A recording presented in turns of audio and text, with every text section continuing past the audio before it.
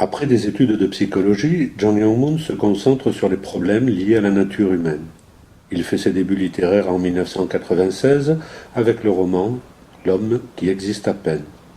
Il a depuis publié une dizaine de titres pour lesquels il a reçu de nombreux prix littéraires, dont le prix Isan en 2012 pour son roman Un monde artificiel. Traduit en français, on peut lire Pour ne pas rater ma dernière seconde, une mise en scène de la mort, matinée d'humour noir, et Pierrot en mal de lune, qui nous plonge dans les lacis de la conscience tourmentée d'un être lunatique.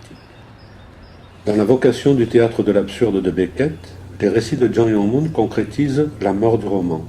Celle-ci s'élabore dans les doutes, les répétitions, les propos confus de ses nombreux personnages.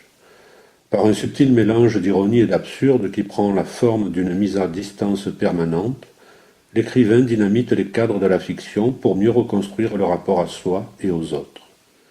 À l'occasion d'une résidence d'auteur à Aix-en-Provence, la revue Kelmadang est allée à la rencontre de Jang Young-moon. Portrait d'un écrivain au pessimisme jubilatoire. 초기 작들의 경우에는 그러니까 처음부터 이제 내가 가장 글을 쓰면서 그 크게 다가왔던 나한테 큰 주제는 어떤 존재와 그 존재 자체의 궁극적인 어떤 그 무의미 그러한 어쩌면 굉장히 심각한 주제였거든요. 그래서 그런 주제를 다루다 보니까 소설이 굉장히 너무 지나치게 심각했던 것 같아요. 초기작들 중에. 그랬는데 그 이후로 글을 쓰게 되면서 이제 시간이 지날수록 그런 심각한 주제를 너무 심각한 방식으로 이렇게 표현하다 보니까 나 스스로 그 어떤 무게를 견디기가 힘들더라고요. 그래서 여전히 이제 그 다루는 주제 자체는 심각한 그런 어쩌면 문학에서 다룰 수 있는 가장 이제 궁극적인 문제인 그런 그 존재와 무의 문제. 개인적으로는 그게 가장 중요한 문제라고 생각할 수 있는데 문학이 다룰 수 있는 그런 문제를 다루긴 하지만 그걸 다루는 방식 그리고 그걸 표현하는 방식에 있어서는 한결 가벼워진 것 같아요. 어쩌면 이제 그 과정에서 이제 나만의 어떤 그 독특한 그런 스타일이라고 할까요? 그런 것들을 발견해냈고 그 무거운 주제를 가벼운 방식으로 다루는 그런 어떤 것들을 발견한 것 같아요. 그래서 그 뒤에 후기에 쓰여진 작품일수록 갈수록 거의 어쩌면은 이거는 마치 무슨 말 가지고 하는 놀이같이 유의적인 것들이 굉장히 강해지고 전체적으로 굉장히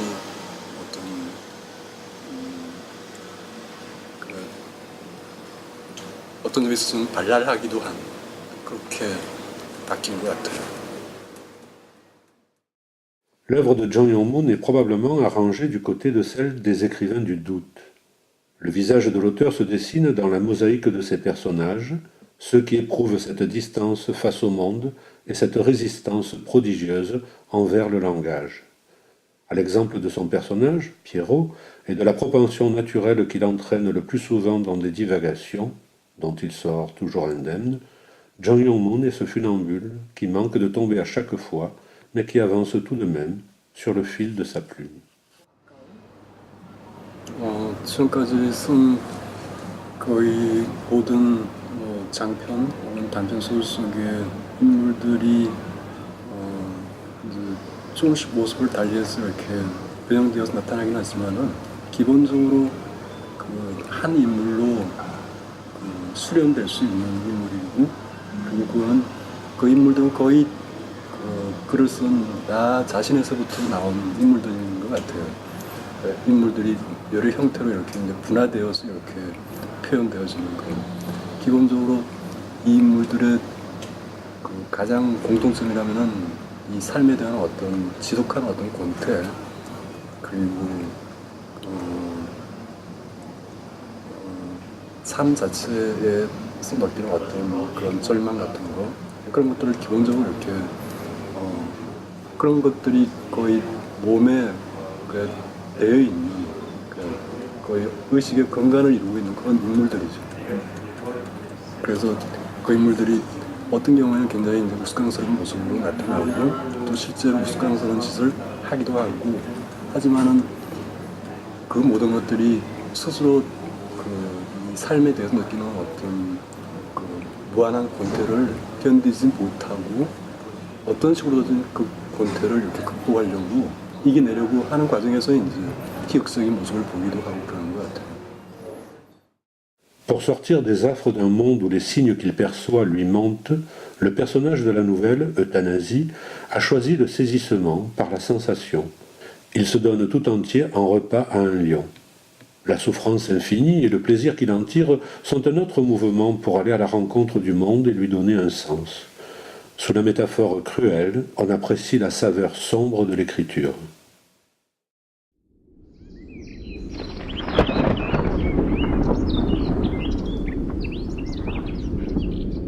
Ne voyant plus aucun espoir de me guérir, le médecin a fini par m'amener un lion.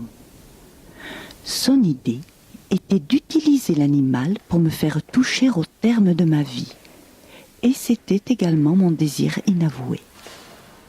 En fait, c'était une lionne. Une bête efflanquée qui sans doute n'avait pas mangé depuis longtemps. Elle avait du mal à tenir ferme sur ses pattes.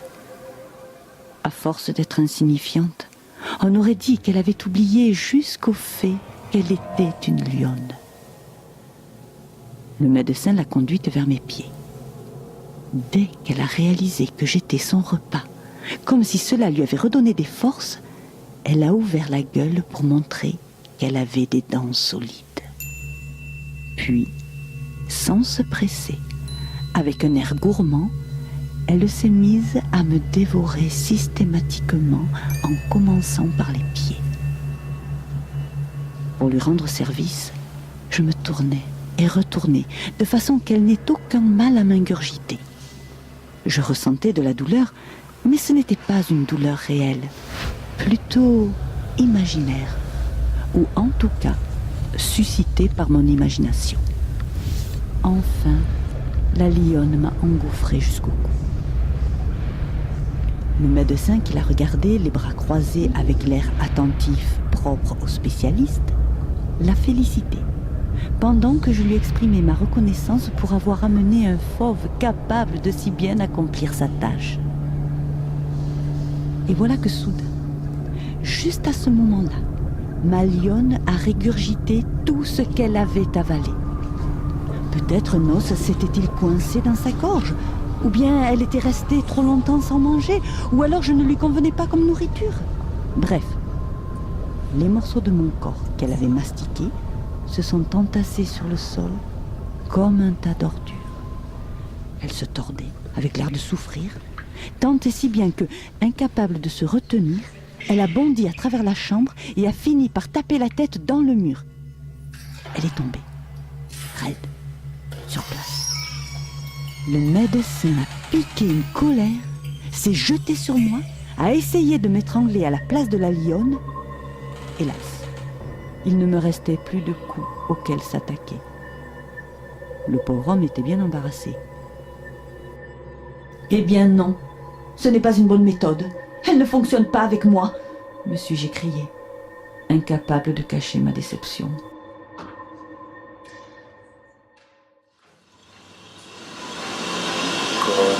중세의 어떤 그런 고통들을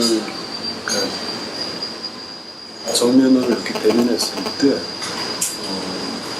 그런 것들부터 이렇게 벗어나지는 못하더라도 그런 고통을 잠시나마 이렇게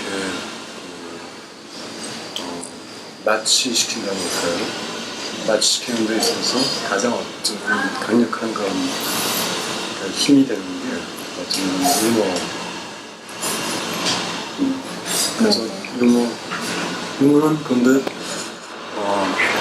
사뮤엘 베케트의 작품일 수도 있고 베케트 같은 경우는 정말 아주 어두운 이야기들을 하고 있거든요. 그런데 그 어두운 이야기 속에서도 유머는 아마 베케트만큼 유머러스한 그런 작가도 없을 거예요.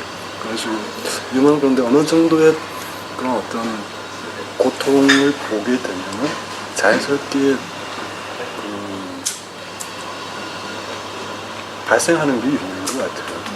그 삶이 얼마나 짓누르고 힘든 그런 건지를 알게 되면 거기에서 이 삶이 얼마나 한편으로는 또 비극적이지만은 또 오히려 삶이 또 한편으로는 얼마나 희극적이고 미숙한성인지를 이렇게 보게 되니까 거기서 유머가 자연스럽게 이제 발생하는 것 같아요. 그러면서 이제 희극적인 것을 보게 되면 거기서 유머가 이제 자연스럽게 발생하는 거예요. Faire aveuglément confiance au langage, c'est risquer de perdre de vue la chose. Pour autant, l'écrivain n'a pas d'autre arme que les mots pour conjurer son insatisfaction du réel. Les images macabres, les propos souvent confus constituent en même temps que la manifestation permanente de la douleur, le moyen de la maîtriser. L'expérience de l'écriture chez John Young-moon procède de cette ambivalence. L'emploi fréquent de répétitions est évocateur du morcellement psychique de ses personnages. En même temps, l'écrivain parvient à relier ces fragments en un réseau de toiles, substituant une continuité apaisante à une discontinuité douloureuse. 근데 이제 어떤 삶의 공함을 어떤 식으로든지 채우려고 글을 썼는데 글을 쓰면 쓸수록 더욱더 그 공허함은 채워지는 게 아니라 더욱더 공허해지는 것 같아요. 그래서 나한테 글쓰기는 어쩌면 삶의 공허함을 그냥 완성하는 그런 과정인 것 같아요. 그래서 끝내는 이제 이 삶이 얼마나 공허한라는 거를 결국에는 어떤 불교에서 말하는 어떤 공이라는 거 그런 것처럼 그걸 이제 결국에는 이제 수용할 수밖에 없는 그런 거고 나 스스로도 그러한 공함을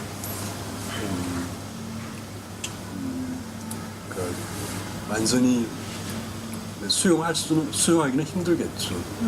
그렇지만은 그 공허하다는 사실 자체를 수용하고 그것을 초연하게 받아들이려고 하고 있는데 아직까지도 그런 단계에 이르지는 못한 것 같아요.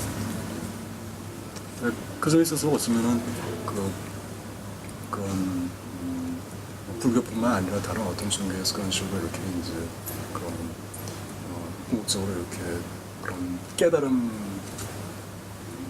여기서 깨달음이라는 건 결국은 인생이란 삶이라는 게 얼마나 이제 공허하다는 거 그걸 이제 받아들이는 건데 그러한 수행의 어떤 과정과도 굉장히 비슷한 것 같아요. Ce galet me fait éprouver un sentiment particulier, ou peut-être un complexe de sentiments particuliers, disait Francis Ponge dans un de ses poèmes. L'émotion qui naît au contact des choses extérieures fait naître chez le narrateur des sentiments jusque-là inconnus. Au contact de la roche, le personnage de John Young-moon, Pierrot, s'ouvre lui aussi à son immense altérité lorsqu'il acquiert la certitude qu'il est lui-même une surface, partageant toutes les qualités des choses qui se retrouvent au contact de sa peau. La variété de son environnement devient ce qui le construit, ce choc qu'il perçoit des choses extérieures, allant jusqu'à mettre en crise son identité. Cette instabilité s'élabore sous la forme d'un malaise ou la sensation qu'une force inconnue s'empare de son corps.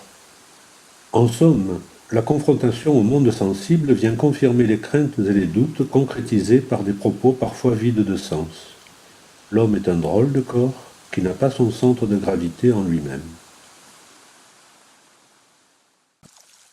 Je savais très bien ce que je ressentais quand quelque chose d'autre venait frotter mon corps. C'est là au moins une sensation dont je peux toujours parler d'une manière ou d'une autre. Sans doute parce que mon corps s'est frotté tant de fois à la surface de quelque chose. Parmi les organes de sens, je considère que le toucher est le plus précieux. Et il était encore en bon état de fonctionnement. Pour moi, la sensation que j'éprouve en touchant une surface est fondamentale.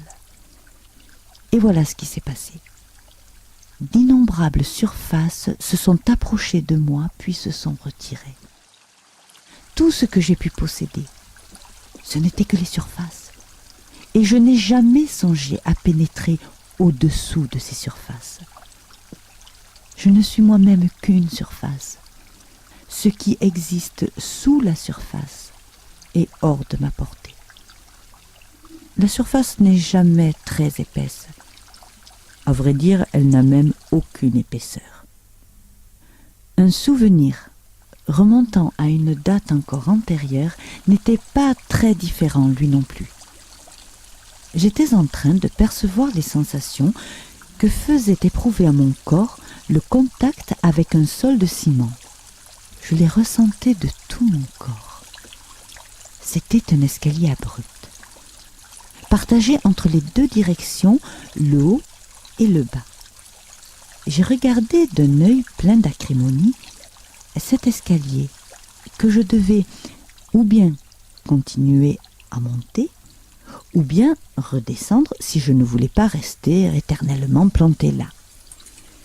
Mais voilà qu'à ce même instant, mon corps a tout à coup vacillé et est parti en l'air, sous l'effet d'une force inconnue.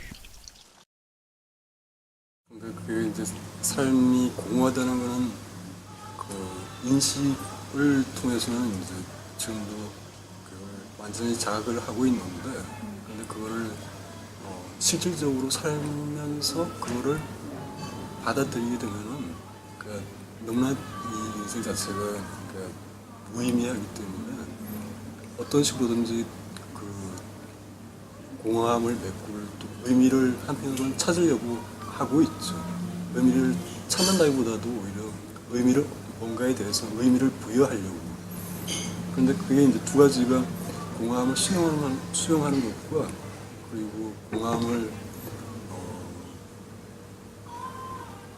어떤 하나의 그거 그게 자체 의미를 맞서는 것과 그 두 가지 사이에서 계속해서 그런 어떤 화해가 이루어지지 않고 두 가지가 계속해서 마찰을 일으키는 것 같아요. 완전히 이제 그 삶이 공허하다는 걸 완전히 받아들이고 이제 그러면 그거는 어떤 깨달음의 경지에 이르게 되는데, 그 깨달음의 경지에 이르게 되면은 사실은 모든 것들이 아무런 의미가 없는 사실은 그런 게 돼버리거든요. 그래서 글 쓰는 것 자체도 그냥 너무나 무의미한 그런 짓일 수밖에 없게 되는 그런 사실은 거의 그런 단계에 이르게 된 것 같아요. 지금 이런 소설을 쓰는 게 사실은 무의미하게 싹이 없다는 그런 인식은 있는데, 근데 그렇기 때문에 이제 더 이상 글을 쓸 수가 없는 그런 상태에 이르게 되는데, 그럼에도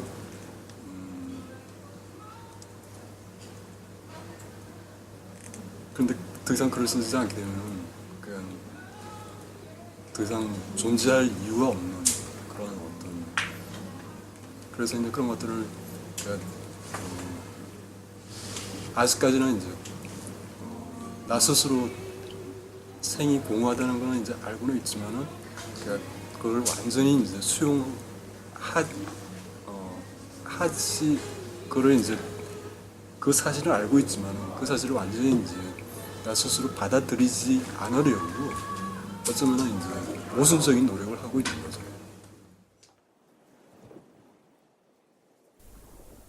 Je me remets à marcher sur la plage. À cet instant, le vent se lève d'un coup et un vieux parapluie ouvert, abandonné là, au bord, commence à rouler n'importe comment.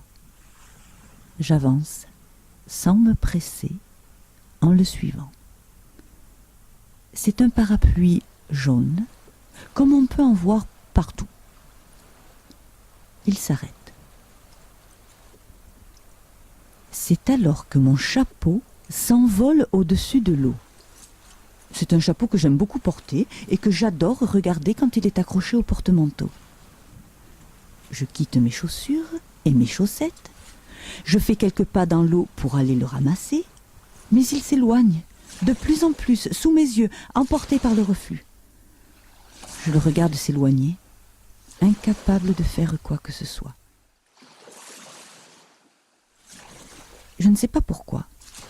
Je pense que les choses qui se sont passées depuis mon arrivée au bord de l'eau, alors qu'elles n'avaient pas de rapport entre elles, sont en train de se développer comme une série d'événements incompréhensibles constituant une affaire qu'on peut comprendre de manière globale. Finalement, je reste immobile dans l'eau en renonçant à récupérer mon chapeau. Les vagues se brisent doucement autour de mes chevilles. Tout à coup, je me sens envahi d'un grand contentement. Je reste là, sans bouger, pour exprimer ce contentement. Et comme si ça n'était pas suffisant, je me dis, dire simplement que je suis content ne suffit pas à exprimer mon contentement. Mais pourtant, il faut que je le dise. J'ajoute, au bout du compte, je ne peux exprimer ce contentement que de façon insuffisante. Je ferme doucement les yeux. Soudain surgit là dans mon esprit une mer d'épis d'orge vert ondulant sous le vent que j'ai vu un jour dans un champ. Je marchais lentement en regardant la danse des épis qui s'inclinaient tous ensemble dans la même direction sous le souffle du vent. Lorsque tout à coup je me suis arrêtée au milieu de ces choses mouvantes pour contempler cet immense mouvement en montrant la même surprise que quelqu'un qui vient d'ouvrir les yeux devant un monde nouveau. Je me rappelle avoir déjà ressenti des contentements pareils à celui de ce moment-là. Je rouvre les yeux, je regarde le soleil du plein midi. Tout à coup, un cercle rouge entre dans mes prunelles et perd petit à petit sa couleur rouge jusqu'à devenir blanc. À cet instant, un vertige intense me saisit. J'ai l'impression que je vais m'effondrer d'un seul coup. Chaque fois que je suis pris ainsi de vertige, je pense que c'est la fin. 전에 에밀 쇼랑 그 책들을 많이 읽고 좋아했었거든요. 그런데 그래서 언젠가부터는 쇼랑을 더 이상 읽을 수가 없게 되더라고요. 아마 쇼랑만큼 생에 대해서 어떤 비관적이고 그리고 그런 비관적인 생각을 가장 독설로 표현한 그런 작가는 별로 없었던 것 같아요. 직접적으로 표현한 그런 어떤 세계를 이해하는 데 있어서 그 인신농적으로 바라볼 때는 지독한 패시미스트죠. 그렇지만 근데 그런 어떤 인신농적인 측면과는 달리 내 기질적인 본래 타고난 그런 어떤 부분은 한편으로 굉장히 또 낙관주의와는 다른 낙천적인 그런 또 기질이 있는 것 같아요. 그래서 물론 나는 뭐 시오랑처럼 이렇게 이 끔찍한 세상을 좋아하지는 않아요. 끔찍한 게 좋을 수는 없죠. 끔찍한 게 있어서 이제 어쩌면 그것에 대해서 이야기할 수 있는 소설이 가능하다는 거. 그 점은 어쩌면 이제 그런 소설들을 쓰는 작가에게는 좋은 재료가 될 수가 있으니까 세상의 끔찍함이 하나의 다행일 수도 있지만은 근데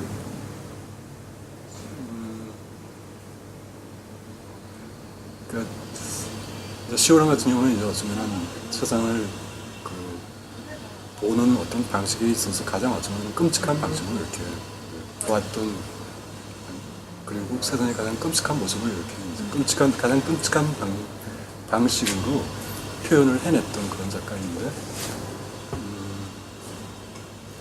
난 좀 덜 끔찍했으면 좋겠어. 그리고 좀 덜 끔찍한 방식으로 나 스스로 세상을 좀 갈수록 시간이 지날수록 좀 덜 끔찍한 방식으로 이렇게 볼 수 있게 됐으면 좋겠어요.